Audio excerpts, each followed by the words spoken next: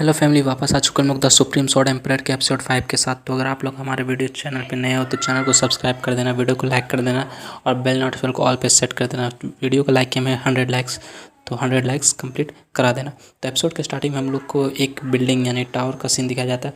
वहाँ पेंसिल जो होती है वो सोई हुई थी, तभी वो अचानक से अपनी दोनों आँख खोल के जाग जाती है और काफ़ी शॉक हो जाती है। वो अपने कमरे से बाहर निकलती है और इधर उधर कॉरिडोर में ढूंढने लगती है, किसी ढूंढने लगती है। वो अपने भाई यानी कि सिन्यून को ढूंढ रही है, तो वो चिल्लाते हुए सिन्यून का नाम लेती है। तभी सिन्यून जो होता है उसके सामने आता है, बोलता है कि तुम तो काफ़ी जल्दी काफ़ी सवेरे उठ गए, क्या तुम मुझे ढूंढ रहे थे। वो पीछे की तरफ देखती है तो उसका भाई होता है, वो सिन्यून ने अपने बाल को कटिंग करा लेते हैं और काफ़ी अच्छे से ड्रेसअप हो गया होता है। वो बोलता है कि आखिर तुम्हें क्या लग रहा है कि मैं फिर से कहीं गायब हो जाऊँगा, ऐसा लग रहा है क्या। इंसुल काफ़ी खुश हो जाती है और सोचने लगती है कि आखिरकार ये सपना नहीं था, ये सच में मेरे पास वापस लौट आया। वो पूछती है कि भाई आखिर आप इतने जल्दी सवेरे सवेरे कहाँ जा रहे, इतनी जल्दी क्यों उठ गए।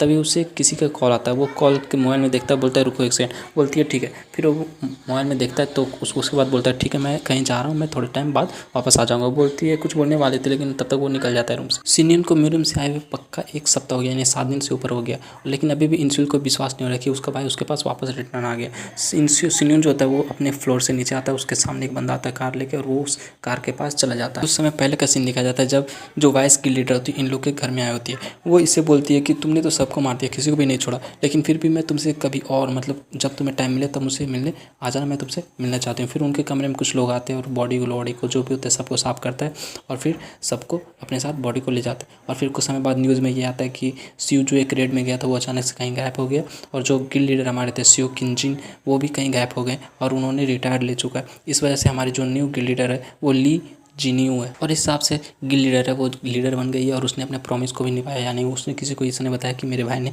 उन सबको मारा और उस टेंशन से अकेले मैं ही जिंदा निकली थी बाहर। इसलिए सब मेरे पे सस्पेक्ट कर रहे थे कि मैंने उसके मतलब सीयू को मारा है, इसलिए मुझे अब रेड से गिल्ड से निकाल दिया गया और रेड से भी जाना मना हो गया है। और अचानक से आज फिर से उस लेडी ने मेरे भाई को कॉल किया और मेरा भाई उससे मिलने जा रहा है। पता नहीं वो क्या प्लानिंग कर रहे। बस मैं इतना उम्मीद रखती हूँ, इतना प्रे करती हूँ भगवान से कि भगवान मेरे भाई को सुरक्षित रखना, मेरे भाई मेरे पास वापस अच्छे से सलामत से ही आ जाए। फिर नेक्स्ट सीन हम लोग को एक कॉफ़ी शॉप का दिखाते हैं जहाँ पे वो लीडर जो होती है ली जी वो वहाँ पे बैठी बैठी कॉफ़ी पी रही थी। तभी उसे पीछे से कोई बोलता है कि क्या तुम्हें इस दुनियादारी की कोई भी समझ नहीं है, क्या तुम्हें मतलब कि बस आराम से इतना कॉफ़ी पी रही हो।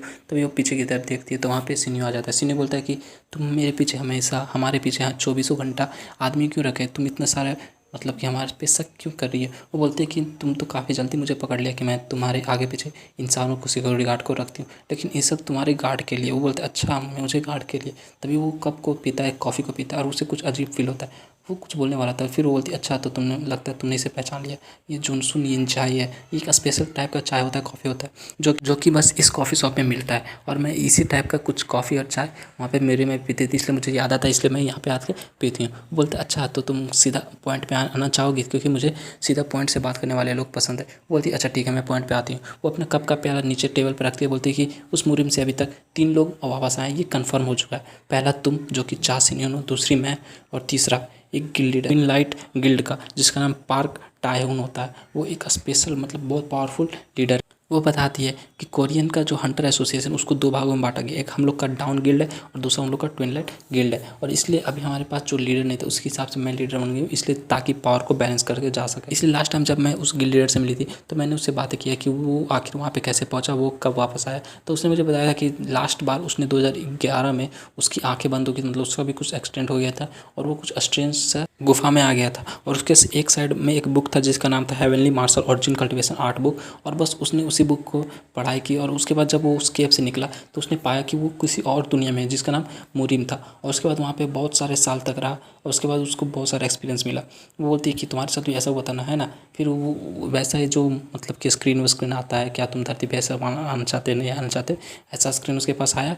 उसके बाद वो यहाँ से वापस धरती पे आ गया था। लेकिन मैं और वो जो गिल्ड लीडर हम दोनों तो काफ़ी जल्दी आ गए, तुम तो काफ़ी लेट से आए। आखिर तुम्हारे साथ ऐसा क्या होता, तुम जब आए हो तब यहाँ पे हंटर गिल्ड डेंजन ये सब चल रहा है। आखिर मुझे पता नहीं कि जिसने ऐसा कुछ किया था वो ऐसा क्यों करना चाहता था, ये सब मेरे समझ में तो नहीं आ रहा। फिर मिस ली सिन्नू से पूछती है कि अच्छा तुम बताओ तुम हंटर और डेंजन के बारे में क्या क्या जानते हो। बोलता है कि 14 साल पहले मैंने एक कहानी सुना था कि यहाँ पे एक गॉडेस आई थी और उसने बताया था कि हंटर डेंजन ये सब मॉन्स्टर ये सब आने वाले हैं, इसलिए हम लोग को पावरफुल होना होगा। और उसने सारे मतलब कि ह्यूमैनिटी को पावर दिया ताकि वो उस मॉन्स्टर से डेंजन में जाके लड़ सके। ये सब ऐसा ही चलता है जैसे वीडियो गेम में RPG गेम में बम ब्लास्ट ये वो मॉन्स्टर हमारा ये सब चलता है। लेकिन मैं तुमसे एक बहुत ज़्यादा इंपॉर्टेंट बात पूछना चाहता हूँ, लेकिन तुम और पार्क टायन दोनों अर्थ पे वापस कैसे आए? क्या तुम लोग भी वैसे वो कुछ सोच रही होती? उसके बाद बोलती है कि हम लोग यहाँ पे वापस आए क्योंकि हम लोग उस म्यूरियम में मर गए थे। उसकी ये बात सुनकर चा सिन्यून काफ़ी ज़्यादा गुस्सा हो जाता है। ये देख के ली जो होती है मिस ली, वो काफ़ी हैरान बोलती है कि क्या हुआ, तुम्हारे केस में ऐसा नहीं था क्या? क्या कुछ गड़बड़ी है क्या? वो अपना कप का प्याला नीचे रखते हुए बोलता है कि मेरे साथ इसने बहुत भद्दा मजाक किया। मुझे उसने कहा था कि मुझे इस दुनिया को अंत तक देखना है, इसलिए मैं वहाँ पे वेट कर रहा था और सबसे लड़ रहा था, लेकिन उसने मुझे वहाँ पे फंसा के इतने सालों तक रखा।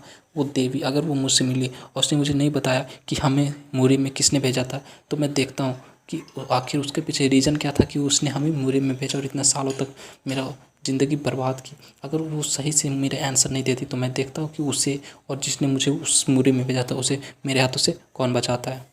फिर सिन्यून मिस ली से बताता है कि उस म्यूरियम में अगर हम लोग अपने आप को मैक्स लेवल कर लेते हैं तो हम लोग को धरती पे वापस आने का रिवॉर्ड मिलता है, लेकिन अगर हम लोग यहाँ अर्थ पे अपने आप को मैक्स लेवल कर लेते हैं ऐसे हंटर बनने के बाद, तो हम लोग को क्या रिवॉर्ड मिलता है मैं ये देखना चाहता हूँ। और वो रिवॉर्ड से ही मेरे सारे क्वेश्चन का आंसर मिलेगा, उसके बाद मैं सबको साफ साफ देख पाऊँगा। उसकी ये सब बातें सुनकर मिस ली काफ़ी ज़्यादा हैरान होती है, उसके पसीने छूटने लगते हैं। लेकिन सिन्यून फिर बोलता है चलो ठीक है, ये सब बात तो रहने दो, ये सब को मैं बाद में देख लूँगा। तो आपने मुझे यहाँ पे क्यों बुलाया? क्या कोई खास काम था क्या?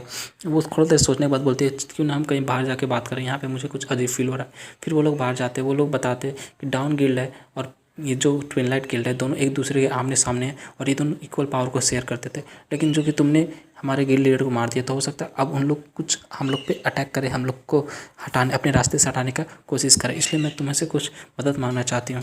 इसलिए सिन्यू से बोलती है कि चूँकि तुमने हमारे गिल्ड लीडर को मारा और मैंने इस बात को छिपाया, इसलिए मैं चाहती हूँ कि तुम भी कुछ रिस्पॉन्सिबिलिटी लो और तुम प्लीज़ हमारे डाउन गिल्ड को ज्वाइन कर लो। मैं तुम्हें एक अच्छा सा सीट ऑफर करूँगी, काफ़ी रिस्पेक्टफुल पोजीशन दूंगी, और जिससे अगर तुम्हारे पास बहुत ज़्यादा वेल्थ, हेल्थ और फेम तीनों चीज़ों की कमी नहीं होगी कभी। वो ये सब बातें बोलती है कि ये कोई बुरी डील नहीं है ना, तुम हमारे गिल्ड में आओगे ना। वो बोलता है कि चूँकि तुमने मेरी बहन का मदद किया कि काफ़ी अच्छा गिल्ड है, लेकिन फिर भी मैं तुमसे ये कहना चाहता हूँ कि मैं तुम्हारी इस ऑफ़र को एक्सेप्ट नहीं कर सकता, मैं इस ऑफ़र को रिफ्यूज़ करता हूँ। उसकी ये बात सुन के वो जो मिस ली होती काफ़ी ज़्यादा हैरान, बोलती क्या तुम ऐसा कैसे कह सकते हो? वो बोलता है कि मुझे अकेले काम करना काफ़ी ज़्यादा पसंद है, और साथ में एक बात और है, तुम ऐसा कैसे सोच सकती हो कि मैं इतना सुप्रीम सॉर्ड एम्परर किसी अपने से कमज़ोर के अंडर में कैसे काम कर सकता हूँ, है ना? मिस ली थोड़ी देर सोचने के बाद बोलती अच्छा, तो क्यों ना हम लोग एक टेस्ट रखें, फिर देखते हैं हम दोनों में से ज़्यादा पावरफुल और कमज़ोर कौन है। मिस ली सिन्यू से बोलती है तुम्हें तो ये पता होगा कि अर्थ पे 10 साल मतलब कि म्यूरी में 10 साल यहाँ के अर्थ पे 1 साल के बराबर है, और इस हिसाब से तुमने म्यूरी में 140 साल बिताया है ना। बोलता है कि हाँ ऐसा ही कुछ लमसम था। इसलिए सिन्यू से बोलती है कि अच्छा ऐसा बात है, तो तुम्हें तो ये पता होगा कि उम्र का मतलब कि कुछ ज़्यादा फ़र्क नहीं पड़ता वहाँ और यहाँ से। लेकिन फिर सिन्यू बोलते हैं हाँ ठीक है, लेकिन अगर कोई म्यूरी में 300 साल भी बिताएगा और मैंने जो कि 140 साल बिताया, फिर भी वो मेरे से कमजोरी रहे, मैं उससे ज़्यादा पावरफुल रहूँगा। बोलती अच्छा ऐसी बात है, चलो फिर इसे टेस्ट कर लेते हैं। फिर वो अपने एक हाथ में अपनी मैजिक को एक्टिवेट करती बोलती ओपन, और एक अपना स्पेशल मैजिक को शूट कर देती जो कि सीधा जाके सिन्यू के पास जाके अटैक करता है, मतलब उस पर जाके लगता है और वो दोनों कहीं अचानक से गायब हो जाते हैं एक बॉल के अंदर। और फिर जो स्पेयर या बॉल होता है उसके अंदर का सीन दिखाते हैं, वो लोग एक अलग जगह जाती है और वो एक स्पेशल मैजिक होता है जिसका नाम शैडो डांस होता है, जो कि ली जिन्यू का ओरिजिन स्किल होता है। वो फिर जो सिन्यू होता है वो बोलता है कि मेरे सेंसेस जो है वो बाहर के एटमॉस्फेयर से कट हो चुके हैं और यहाँ पे काफ़ी अंधेरा टाइप का भी है, लगता है इसने कुछ स्पेशल मैजिक यूज़ किया, और इसका जो रेडियस है वो मात्र 50 मीटर का। इस हिसाब का जो स्पेशल इन्वायरमेंट क्रिएट करने के लिए जो पावर चाहिए वो काफ़ी ज़्यादा, और इसमें काफ़ी ज़्यादा एनर्जी भी वेस्ट होता है। इसलिए सिन्यू से बताते हैं कि ये मेरा ओरिजिन स्किल है और ये एक पॉकेट डायमेंशन का भी काम करता है, जिससे कि हम लोग बाहर की दुनिया में अगर कोई देखे तो उसे लगेगा कि हम लोग अचानक से कहीं गायब हो गए, लेकिन हम लोग उसी दुनिया में, लेकिन सामने वाली दुनिया को कोई भी इफेक्ट नहीं पड़ेगा हमारे फाइट से।